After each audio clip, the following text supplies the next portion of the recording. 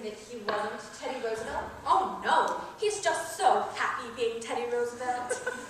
Once, a long time ago, remember Martha? We thought if he would be George Washington, it might be a change for him. But he just stayed under his bed 4 days and wouldn't be anybody. And we'd so much rather he'd be Mr. Roosevelt than nobody. Well, if he's happy, and most important, you're happy, you'll see that he signs these. What are they? Mrs. Harper has made all arrangements for Teddy to go to Happydale Sanitarium after we pass on. But why should Teddy have to sign any papers now? It's better to have it all settled. If the Lord should take you away suddenly, perhaps we couldn't persuade Teddy to commit himself, and that would mean an unpleasant legal procedure. Mr. Witherspoon understands that they're to be filed away until the time comes to use them. Mr. Witherspoon? Who's he? He's the superintendent of Happydale. Mrs. Harper has arranged for him to stop by tomorrow or the next day to meet Teddy. I must be running along, or Elaine will be over here looking for me. Oh, Mrs. Harper, do give our love to Elaine. And please don't think harshly of Mortimer, because he's a dramatic critic. Somebody has to do those things. Are you just finishing tea? Isn't it rather late? Yes, and dinner's going to be a little late too. So, why? Teddy, good news for you. You're going to Panama to dig another lock for the canal. Ah, delighted. Why, that's bully. Just bully. I must prepare at once for the long journey. Charge!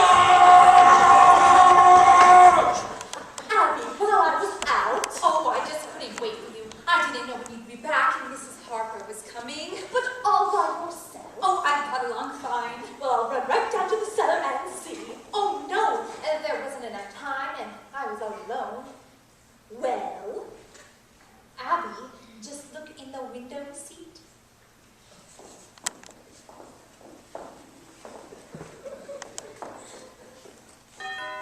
Oh!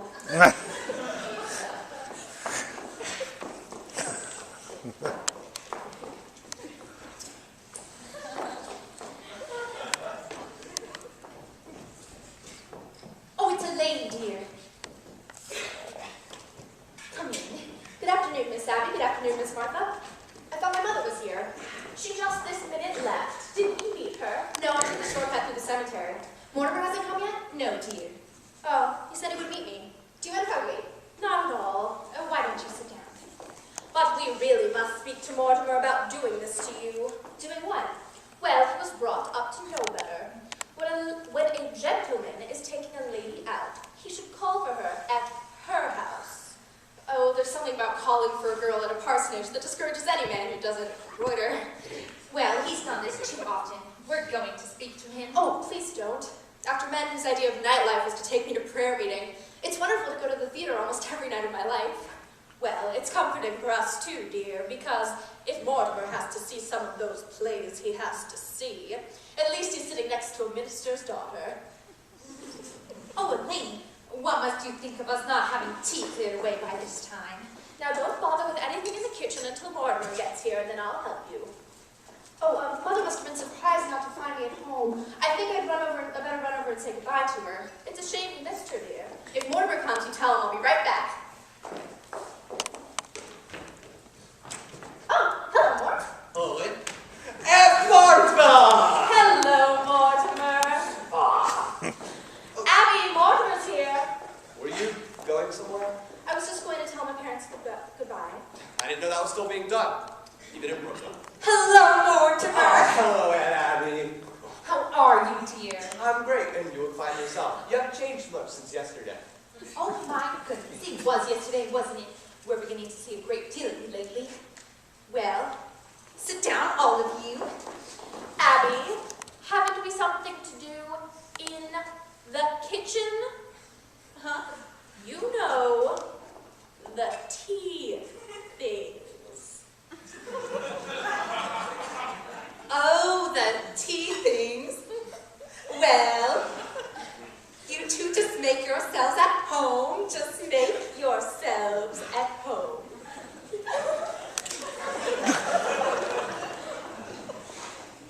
Well, can't you take a hint?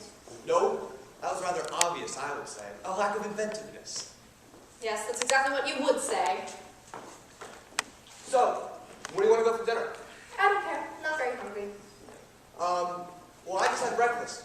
Suppose we wait until after the show? Well, that'll make it pretty late, won't it? Not with the little stinker we're seeing tonight. From what I hear, we'll be at Blake's by 10 o'clock. You ought to be fair to these plays. Are these plays fair to me? I've never seen you walk out on a musical. Darling, that musical isn't opening tonight. No? You'll have to learn the rules. With a musical, there are always 3 postponements and 4 changes of title. They liked it in New Haven, but it needs a lot of work. Oh, I was hoping it was a musical. You have such a light mind. Not a bit. There's something about musicals that has a humanizing effect on you. After straight play, we join the proletariat on the subway, and I listen to a lecture on the drama. But after a musical, you take me home in a taxi, and you make a few passes. Darling, that's a very inaccurate piece of reporting. Oh, I will admit that after the Bourbon play, you told me I had authentic beauty. It wasn't until after our first musical that you told me I had nice legs. And I have, too.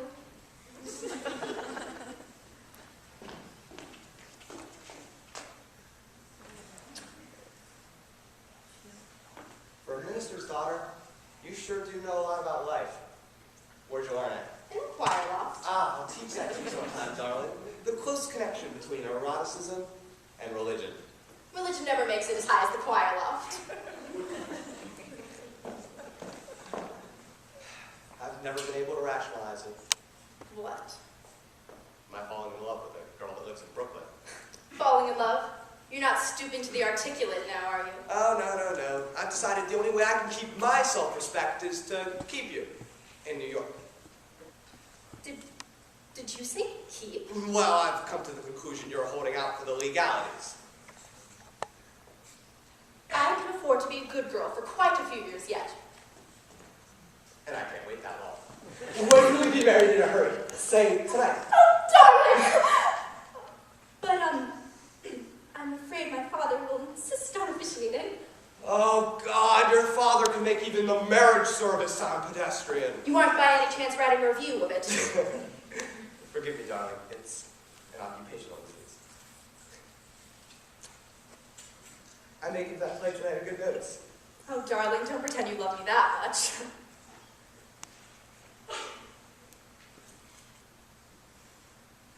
How about this? You tell your father not to wait up to him. I think I'd better tell him to not wait up tonight. I'll telephone Mitchell, tell him to publish the ban. Nevertheless. Fine. Everything formal and legal. But no later than next fall. No, darling! I'll talk it over with Father and set the date. Oh, no! We'll have to see what's in rehearsal. There'll be plenty of other first nights in October. Hello, Mortimer. Oh, hello, Mr. President. How are you? Splendid, thank you. What news have you brought me? Just this, Mr. President. The country is squarely behind you. Yes, I know. Isn't it wonderful? Well, I must be going. Goodbye. Bye to you. Where are you off to, Teddy? Panama! Panama's the south. He digs locks for the canal down there. You're so sweet to him, and he's very fond of you. Well, Teddy always was my favorite brother. Favorite? There were more of you? There was another brother. Jonathan. Jonathan?